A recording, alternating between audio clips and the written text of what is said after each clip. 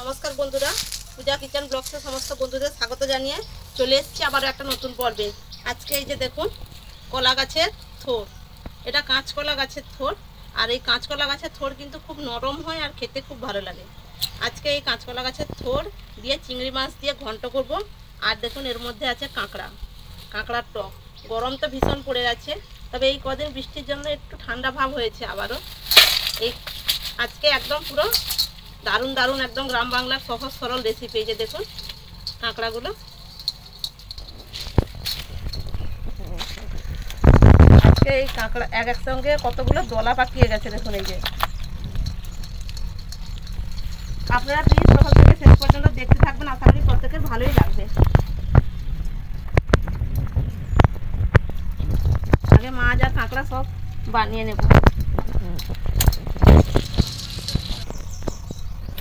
এই কাঁকড়াগুলো সব পালিয়ে যাচ্ছে, আগে কাঁকড়াগুলো সব বেছে নেব।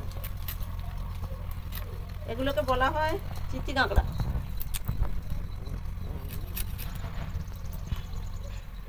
আগে এইভাবে সব শুধু দাঁড়গুলো ভেঙে কেটে নেব, তারপর ধোয়ার পরে এটা ছাড়াতে হবে।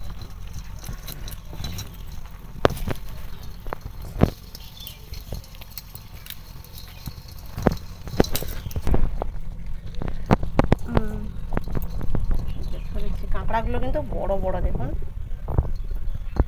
কিছু ছোটও আছে কিন্তু প্রায় বড় বড় কাঁকড়াগুলো।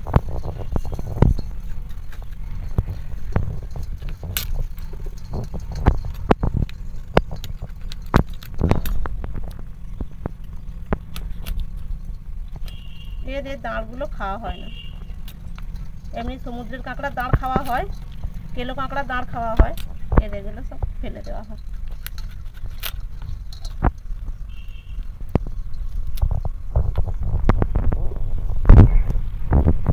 কাঁকড়া সব বানানো হয়ে গেছে। এই যে এবার এগুলো শুধু ধুয়ে আনতে হবে, তারপরে ধোয়ার পরে এর এই যে এরকম ফলক ছাড়ানো হবে। আগে থেকে ছাড়িয়ে দিলে ঘিগুলো নষ্ট হয়ে যাবে, তাই ধোয়ার পরে ছাড়ানো হবে। এই চিংড়ি মাছগুলো বেছে নেব।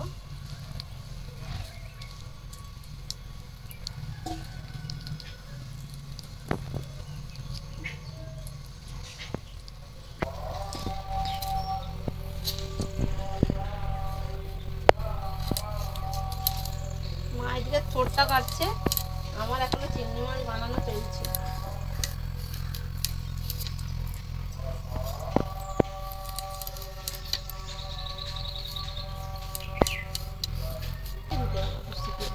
কত বড় হবে মোটা?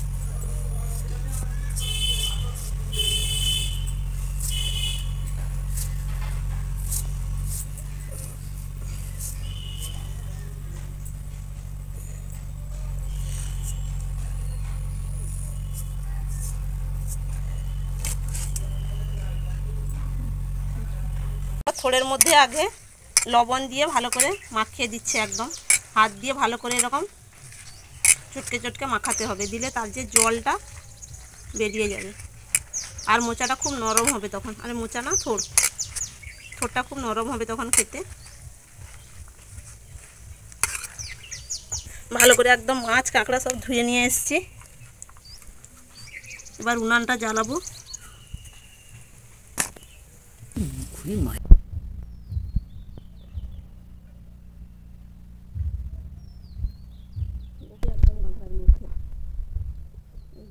দেখুন বন্ধুরা, একদম পুরো ঘি সব ভর্তি, হলুদ হলুদ ঘি একদম। আর মা তো থোড়গুলো ভালো করে একদম লবণ মাখিয়ে রেখেছিল, তারপর জল ঝরিয়ে একদম চিপড়ে আলাদা করে দিয়েছে। আমি কাঁকড়াগুলো সব এইভাবে খোসাগুলো ছাড়িয়ে নেব। দিদা ধনে বাটছে।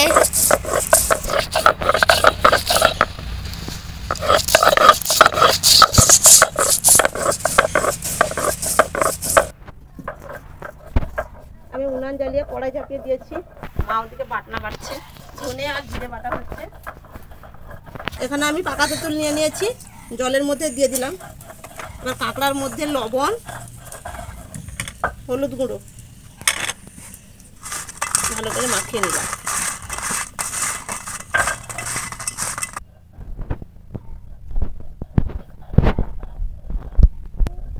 কড়াই গরম হয়ে গেছে, এবার এর মধ্যে দিয়ে দিলাম তেল। ফোড়নের জন্য দিয়ে দেবো 5 ফোড়ন। এবার কাঁকড়াগুলো দিয়ে দেবো।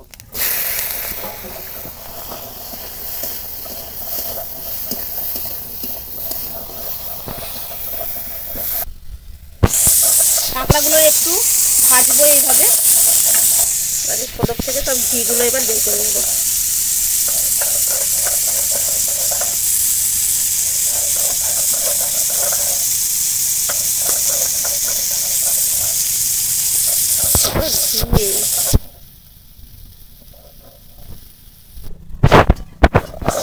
ধনে বাটা, জিরে।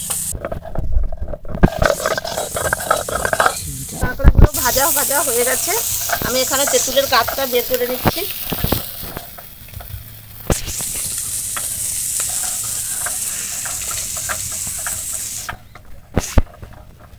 এবার এই জলটা দিয়ে দেবো। কাঁকড়াটাতে আলু পড়ে না? এটা সবজি দিলে ভালো লাগবে না, শুধু কাঁকড়া দিয়েই করতে হয়। আর খেতে ভালো লাগবে। কি খাস রে কাঁকড়াটা।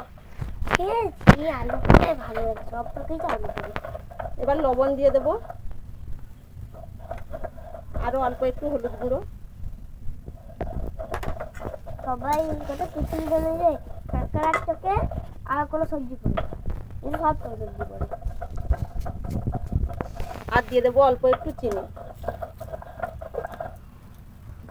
পাকা তেঁতুলে টক একটু মিষ্টি আর টক টক হবে, খেতে ভালো লাগবে। এই যে দেখুন বন্ধুরা, কাঁকড়ার যে ঘি বের করে রেখেছি এর মধ্যে এবার দিয়ে দিলাম সরিষার তেল উপর থেকে। এবার এটা ভালো করে মাখিয়ে নিলাম। এটা ভাজবে না, এই টকের মধ্যে দেবো, এটা দিলেই তো টেস্ট হবে। এবার টকটা দেখুন খুব ভালো করে একদম ফুটছে। এবার এটা দিয়ে দেবো। ঘি তো গলে যাবে কেন, এগুলো এরকমই থাকবে, একটু শক্ত শক্ত মতো হবে, আর এগুলোই খেতে ভালো লাগবে। এটা তরকারিটা খুব ভালো করে একদম যখন ফুটবে তখনই দিয়ে দিতে হবে এরকম। এটা দেওয়ার পরে আরো একটু ফুটিয়ে নেব। কাঁকড়ার টক একদম পুরো রেডি। এই যে দেখুন বন্ধুরা, কাঁকড়ার যে ঘিটা দিয়েছিলাম, এই যে দেখুন একদম লাল লাল গুলো, এই কাঁকড়ার ঘি একটু শক্ত মতো হয়ে গেছে। হ্যাঁ, এগুলো মনে আছে, খুব টেস্টি হয়। নামিয়ে নিলাম, মনে আছে এবার। অনেকদিন কাঁকড়ার টক হয়নি না, সেজন্য ভুলে গেছিলাম, আজকে মনে এলো। কড়াই পরিষ্কার করে ধুয়ে বসিয়ে দিয়েছি, কড়াইয়ের মধ্যে তেল দিয়ে দিলাম। আমি চিংড়ি মাছগুলো ভাজবো। তেলের মধ্যে দিয়ে দিলাম লবণ, হলুদ গুঁড়ো,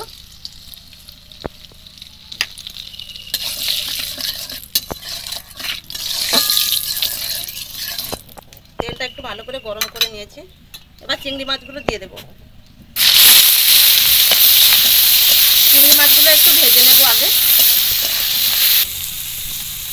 সমৃদ্ধকে দেখুন, এই যে তরকারি নামিয়ে দিয়েছি, এই যে বসে গেছে কাঁকড়ার টক নিয়ে খেতে।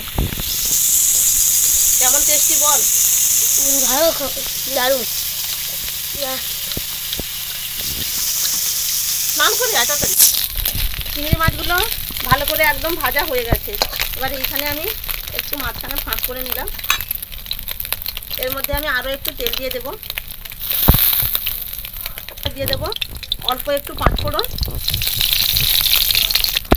দিয়ে দেবো পেঁয়াজ কুচি,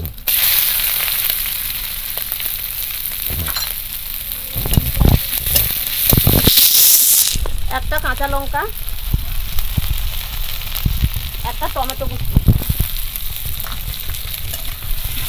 একসঙ্গেই সবগুলো একটু ভেজে নেব। এখানে দেখুন বন্ধুরা, মা ছোটো ছোটো করে আলুও কেটে দিয়েছে, আলু আর এই যে ছোট একসঙ্গেই দিয়ে দিলাম। ছোটটা ভালো করে জলটা চিপড়ে রেখেছে আগে থেকে। এবার এর মধ্যে আমি কিন্তু আর লবণ দেবো না, কারণ থোড়ের মধ্যে লবণ মাখানোই আছে, আর এই যে থোড়ের জলটা বের করানো আছে এই জলটাই দেবো তরকারির মধ্যে, তাই আর লবণ দেবো না। এবার এটা হলুদ দিয়ে ঢাকা দিয়ে দেবো, হলুদ গুঁড়ো,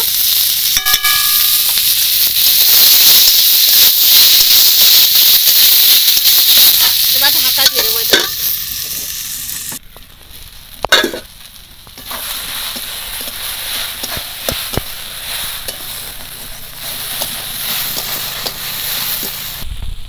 ধনে বাটা, লঙ্কার গুঁড়ো, এখানে একদম ছোটো চামচের 1.5 চামচের মতো লঙ্কা গুঁড়ো আছে, দিয়ে দিলাম।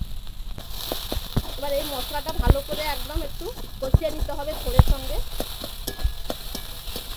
ভালো করে কষিয়ে নিয়েছি একটু। এবার দিয়ে দেবো জল, এটা মশলা বাটা শিলনোড়া ধোয়া জল, আর এই যে মোটা থোড়ের জল।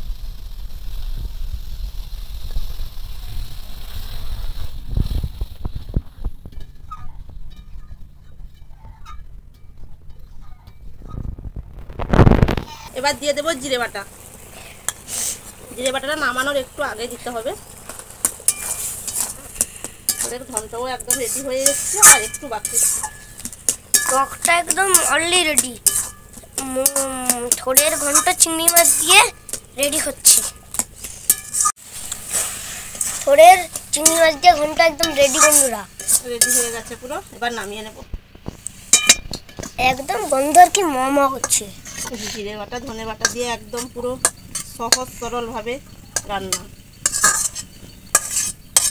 খুবই কম সময়। সবাই খেতে বসে গেছে।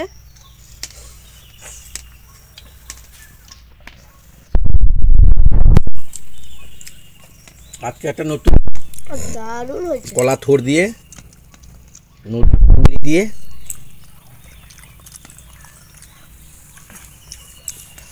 পুরো একেবারে ঘন্ট, যাকে মানে ঘরোয়া কথায় মজা বলি, মজা গ্রামীণ ভাষায় কলা মজা। একদম সাবেকি রান্না। পুরো একেবারে দারুণ হয়েছে।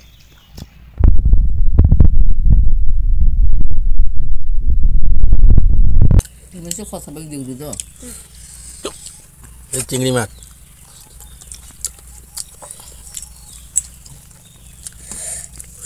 দারুণ টেস্ট। আপনারা বাড়িতে এরকম রান্না করে খাবেন, খেলে এর মজাটাই বুঝতে পারবেন। আর মোচা তো আরে থোড় থোড়, আমি শুধু মোচাই বলছি। বাজারে কিনতে পাওয়া যায়, বাড়িতে যদি না থাকে বাজার থেকে কিনে আনবেন।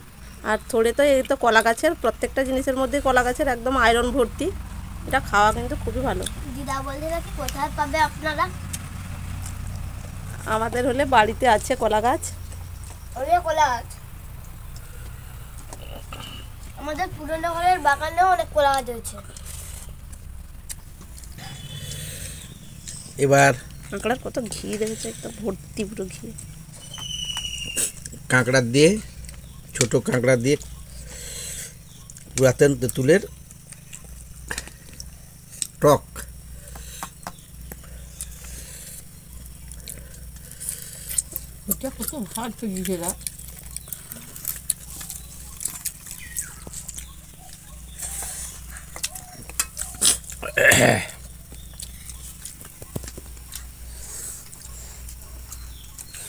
ঘি ভর্তি একবারে।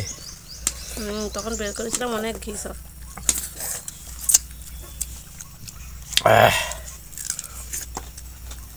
আমারও পালা।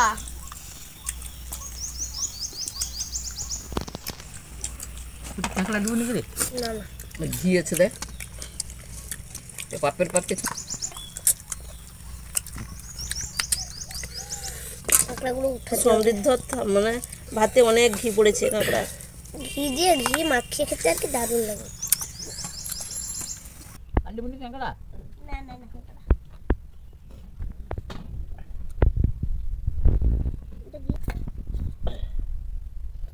জীবনে আর কালিয়া কাঁকড়া না, কালিয়া কাঁকড়া ঠান্ডা ঠান্ডা কথা উঠে গেল তো। রোজ খাওয়া উচিত। আজকে সব ভাত খাওয়া শেষ করে দিবে। ছোট কাঁকড়া হলে কি টেস্টটা অসাধারণ। বন্ধুরাও এইভাবে বাড়িতে রান্না করে ফেলবেন, আর কেমন লাগলো অবশ্যই কমেন্টের মাধ্যমে জানাবেন। ভালো লাগলে প্লিজ চ্যানেলটি সাবস্ক্রাইব করবেন, লাইক এবং কমেন্টের মাধ্যমে জানিয়ে বলবেন কেমন হয়েছে। আর প্লিজ প্লিজ চ্যানেলটি সাবস্ক্রাইব করবেন। এই কলার থোর তো বাড়ি তো বাজার থেকে কিনে এরকম করে খাবেন রান্না করে পুরাতন তেঁতুল দিয়ে। শেষ করলাম, সবাই সুস্থ থাকবেন, ভালো থাকবেন, দেখা হচ্ছে নতুন পর্বে। এরকম রান্না করে আবার মেঘ উঠেছে কিন্তু ভীষণ, এই যে দেখুন বন্ধুরা একদম আকাশ পুরো ছেয়ে গেছে, চারিদিকে একদম অন্ধকার হয়ে গেছে। বৃষ্টি হবে মনে হচ্ছে। আর বাড়ি এই যে তাড়াতাড়ি শেষ করে দিলাম। এই যে এত পেঁয়াজ দেখুন, খবরে ঘরের বাগানে হয়েছিল, কালকে সব তুলে নিয়ে এসেছি। মাঠে প্রচুর বৃষ্টি হয়ে জল দাঁড়িয়ে গেছে, পেঁয়াজগুলো সব তুলে নিয়ে এসেছি, এগুলো এবার বাড়িতে তুলতে হবে। আর এই কাঁকড়াটা কত আর বৃষ্টি পড়ে গেলে সব পচে একদম নষ্ট হয়ে যাবে, না হলে আর কাঁকড়াটা কতগুলো